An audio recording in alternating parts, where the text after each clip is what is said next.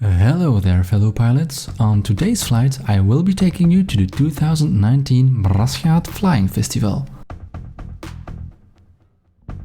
On this flight, I had a fellow conference interpreter and his son joining me.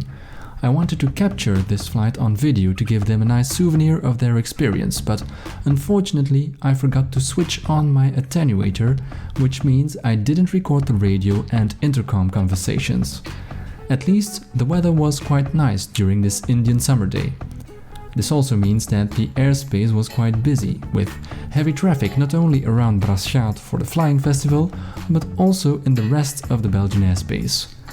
In fact, Antwerp Tower didn't even allow us to cross its airspace because the air traffic controller was quite busy handling all his current traffic. This means we had to circumnavigate Antwerp's airspace via the north, while staying away from Hoevenen Aerodrome, where heavy paradrop activity was taking place. At those moments, you're glad you're prepared for that scenario, and you're glad you have Skydemon assisting you in this difficult task. On our way to Brasschaat, we spotted my buddy Chris's VL3, a magnificent ultralight registered Oscar Hotel 69er. He was also heading to the same airfield for the fly-in. As expected, things got quite busy around Brasschaat. There was a P51 Mustang holding over the field for a display, and there was also heavy glider activity. I made the necessary radio calls, went downwind, base and final. Everything was going really smooth until I saw a glider getting very close to the extended runway centerline and even crossing it. I immediately decided I should get out of the way, making a left-hand turn since I couldn't safely continue straight on and come overhead due to the P51 presence. That's when things slightly got out of hand. The P51 had heard my final call and was getting ready and approaching for his display, but I was now delayed on my approach on final. I joined the end of the downwind leg to give myself some time to get things straight, got into base and final again, was glad to see no glider was blocking my approach path anymore, and tried to communicate well with the P51 pilot to avoid an accident.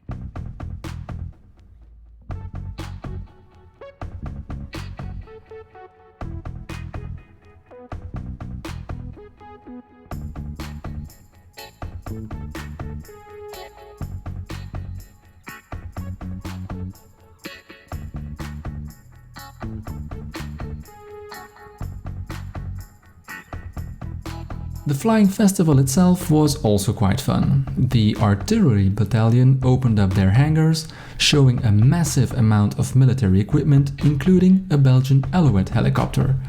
Several food trucks on the aerodrome area allowed us to have our obligatory French fries and fricadelle before heading home.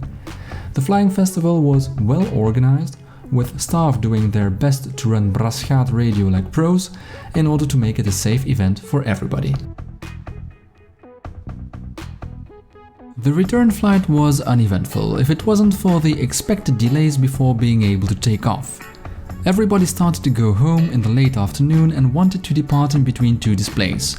That caused a traffic jam on the narrow Brasschaat taxiways, with up to 8 aircraft taxiing the one behind the other, waiting to line up and take off.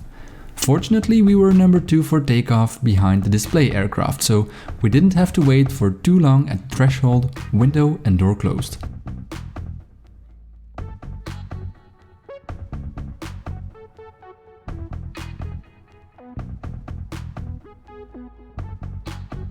We didn't bother to call Antwerp Tower since we already knew our way around and expected the ATC to be busy again.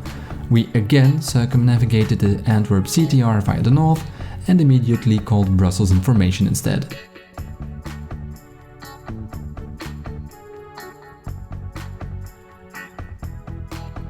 The landing at Kortrijk-Wevelgem was quite challenging. The wind was picking up and was coming from the southeast. The windsock was fully extended, the airspeed indicator was showing speed variations up to 10 knots, but I worked hard, got the aircraft nicely aligned and touched down almost on the center line. I think my recent touch and go training had a positive effect on my landing skills that day.